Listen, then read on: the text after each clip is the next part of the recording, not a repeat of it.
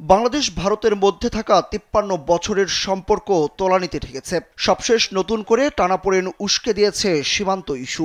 সম্প্রতি বাংলাদেশের কয়েকটি জেলার সীমান্তে বাংলাদেশ বর্ডার গার্ড, বিজিবি, ভারতীয় সীমান্তরক্ষী বাহিনীর স্থাপনা নির্মাণ নিয়ে আপত্তি তোলার পর সীমান্তে উত্তেজনা তৈরি হয়েছে। নানাভাবে ঝামেলা করার চেষ্টা করছে ভারতীয় সীমান্তরক্ষী বাহিনী বিএসএফ। বলা চলে অনেকটা পায়ে পা দিয়ে ঝগড়া করছে তারা।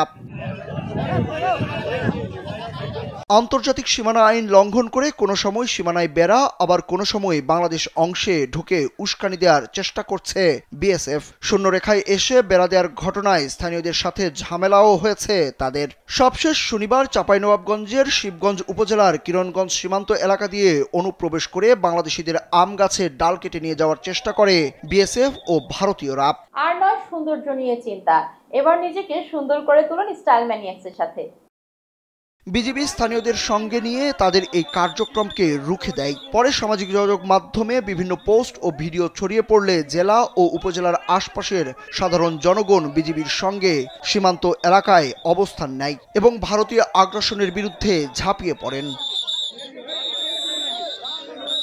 চৌকা ও কিরণগঞ্জ সীমান্ত এলাকায় ভারতীয়দের বিরুদ্ধে জেলার বিভিন্ন এলাকা থেকে মোটরসাইকেল ও ভ্যান যোগে এসে জড়ো হন হাজার হাজার মানুষ। এ সময় তারা লাঠিসোঁটা নিয়ে সীমান্তে মানব দেয়াল তৈরি করেন। তবে সবকিছু নজরদারি করছিল বিজিবি।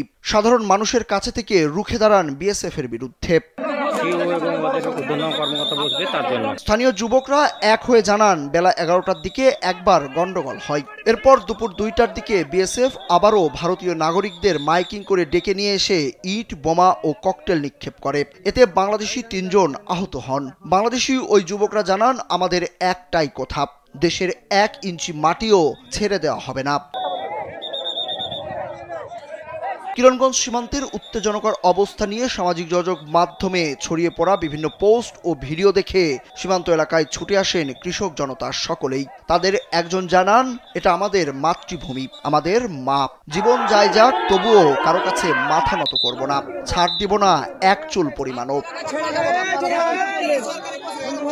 বাংলাদেশ ও ভারতের মধ্যে বিদ্যমান ৪,১৫৬ কিলোমিটার সীমান্তের মধ্যে ৩,২৭১ কিলোমিটার স্থানে ভারতীয় কর্তৃপক্ষ কাঁটাতারের বেড়া স্থাপন করেছে এবং ৮৮৫ কিলোমিটার স্থানে কাঁটাতারের বেড়া নির্মাণ করা হয়নি। সেসব স্থানেই ভারতের বিএসএফ কাঁটাতারের বেড়া বানাতে চাইছে শূন্যরেখার ভিতরে এসে।